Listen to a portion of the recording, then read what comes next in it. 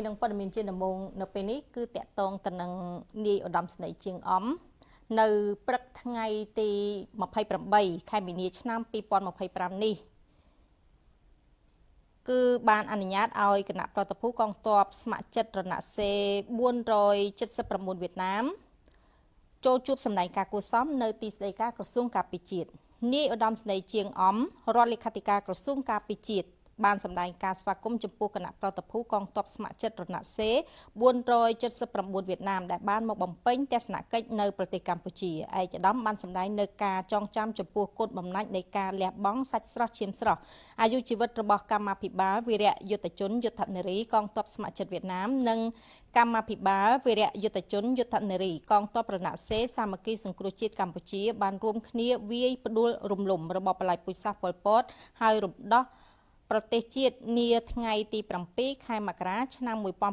1979ដែលគិតរហូតមកដល់ពេលនេះមានរយៈពេលជាង46ឆ្នាំមកហើយឧត្តមស្នេហ៍តូលេមិញភឿកអតីតប្រធានស្នងការនយោបាយយុទ្ធភូមិភាគទី2នៃប្រទេសវៀតណាមបានថ្លែងអំណរគុណចំពោះរាជរដ្ឋាភិបាលកម្ពុជាអាជ្ញាធរដែនដីគ្រប់លំដាប់ថ្នាក់កងកម្លាំងប្រដាប់អាវុធគ្រប់ប្រភេទនិងប្រជាពលរដ្ឋកម្ពុជាដែលបានថែរក្សានិងពង្រឹងពង្រីកចំណងសាមគ្គីភាពជាមិត្តជាបងប្អូនជាប្រទេសភូមិផងរបស់ជាប់គ្នាឯកឧត្តមបានជូនពរថ្នាក់ដឹកនាំក្រសួងការពារជាតិកម្ពុជាទាំងអស់សូមឲ្យឆ្នាំថ្មីទទួលបាននូវសុខភាពល្អបរិបូរណ៍មានសុភមង្គលសម្រាប់ជោគជ័យគ្រប់ភារកិច្ចសម្រាប់ជាតិមាតុភូមិរបស់ខ្លួនសូមឲ្យទំនាក់ទំនងសាមគ្គីភាពមិត្តភាពកិច្ចសហប្រតិបត្តិការរវាងបករដ្ឋាភិបាលកងទ័ពនិងប្រជាជននៃប្រទេសទាំងពីរវៀតណាមនិងកម្ពុជាកាន់តែរឹងមាំថិតថេរជារៀងរហូតនៅក្នុងឱកាសនោះឯកឧត្តមជាងអំបានពំនាំនៅការផ្ដាំផ្ញើសាកសួរសុខទុក្ខពីឯកឧត្តមឧបនាយករដ្ឋមន្ត្រីក្រសួងការពារជាតិជូនដល់ប្រតិភូនិងបានលើកឡើងអំពីទំនាក់ទំនងកិច្ចសហប្រតិបត្តិការរវាងប្រទេសកម្ពុជានិងវៀតណាមជាបងប្អូនដែលបានរួមសុខរួមទុក្ខជាមួយគ្នាជារៀងរហូតមកដល់សប្តាហ៍ថ្ងៃនេះ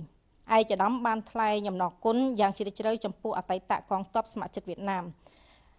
ដែលបានរួមសហការជាមួយនឹងកងទ័ពកម្ពុជាវាយផ្ដួលរំលំក្នុងរបបបល្ល័ង្កពូជសាសន៍ប៉ុលពតហើយបានរំដោះប្រជាជនឲ្យរស់រានមានជីវិតឡើងវិញទាន់ពេលវេលាហើយប្រជាជនកម្ពុជាបានចាត់ទុកថ្ងៃ7មករាជាថ្ងៃកំណើតទី2របស់ខ្លួនបើគ្មានថ្ងៃ7មករាឆ្នាំ1979ទេពិតជាមិនរស់រានមានជីវិតនិងមានការរីកចម្រើននិងការអភិវឌ្ឍប្រទេសដោយសពថ្ងៃនេះទេឯកឧត្តមក៏បានជូនពរឆ្នាំថ្មីសូមឲ្យទំនាក់ទំនងសាមគ្គីភាពមិត្តភាពកិច្ចសហប្រតិបត្តិការរវាងបករដ្ឋាភិបាលកងទ័ពនិងប្រជាជននៃប្រទេសទាំងពីរកម្ពុជានិងវៀតណាមកាន់តែរឹងមាំថិតថេរជារៀងរហូត